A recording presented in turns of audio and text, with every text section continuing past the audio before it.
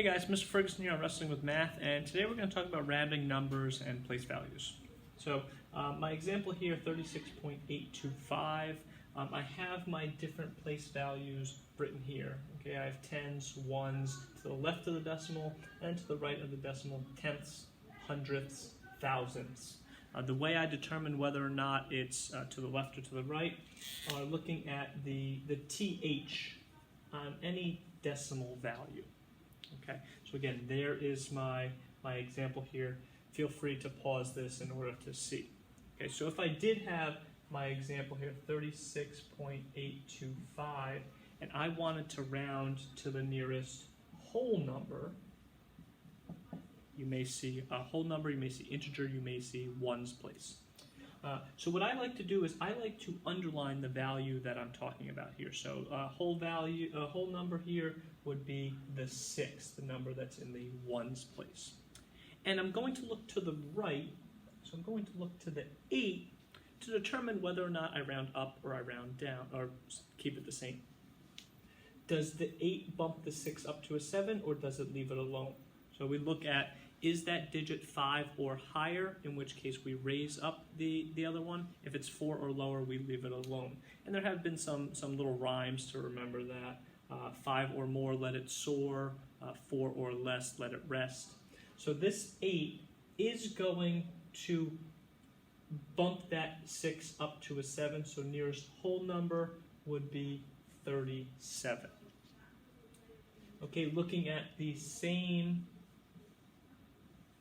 number here, and if I said round it to the nearest tenth, again, I'm going to underline that digit I'm talking about. I'm talking about that 8 here, and I'm looking at the 2. 5 or more, let it soar. 4 or less, let it rest. That number is 4 or less, so we're going to leave it alone. But I'm not going to have any numbers or any digits past that 8, so that stays as 36.8. Everything to the left stays as is. Anything to the right gets truncated here, goes away here.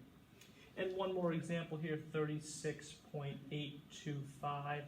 If I wanted to round to the nearest, actually 2 more examples. So I'm going to show you nearest hundredth. I'm going to underline the 2, and I'm going to look to the right at the 5. 5 or more, let it soar. So that's going to add 1 to that, which would give me 36.83 rounded to the nearest hundredth. So same number, but based on what I'm rounding to, it will change it. Nearest hundredth, when we do eventually deal with money here, you may see round to the nearest cent, 2 decimal places there. One other example I do want to talk about, let's say 3.698. If I were to round this to the nearest hundredth, underline the 9, I look at the 8. Does the 8 bump it up or leave it alone? Well, it bumps it up, but what happens when I add 1 to 9? I get 0, which means I have to then add 1 to the 6.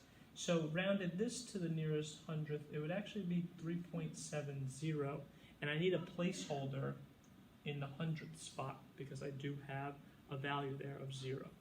Okay, so here's just a brief overview of rounding and place values, and hopefully this helped, and thanks a lot, guys.